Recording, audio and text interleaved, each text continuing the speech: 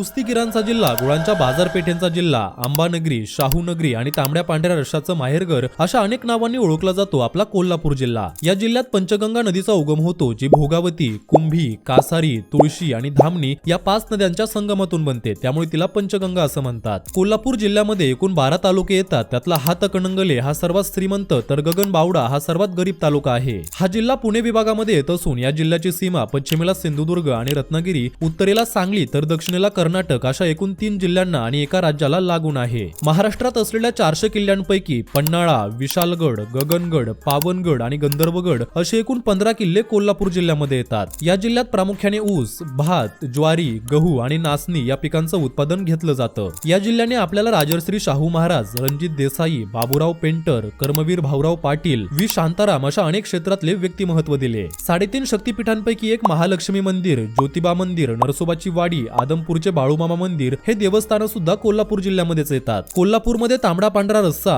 मिसळ, भाकरी, कटवडा, कोल्हापुरी मटण हे प्रसिद्ध खाद्यपदार्थ आहेत। GI टॅग असलेली कोल्हापुरी चप्पल, महाराष्ट्राचं मँचेस्टर म्हणून ओळखलं जाणारं इचलकरंजी शहर, महाराष्ट्रात सर्वात जास्त गुळाचं उत्पादन, मराठी चित्रपट सृष्टीची पायाभरणी हे सगळं कोल्हापूरमध्ये झालं। तर शेअर करा हा व्हिडिओ प्रत्येक कोल्हापूरकरांसोबत आणि अशाच मॅप अॅनिमेशन व्हिडिओसाठी आपल्या पेजला नक्की फॉलो करा।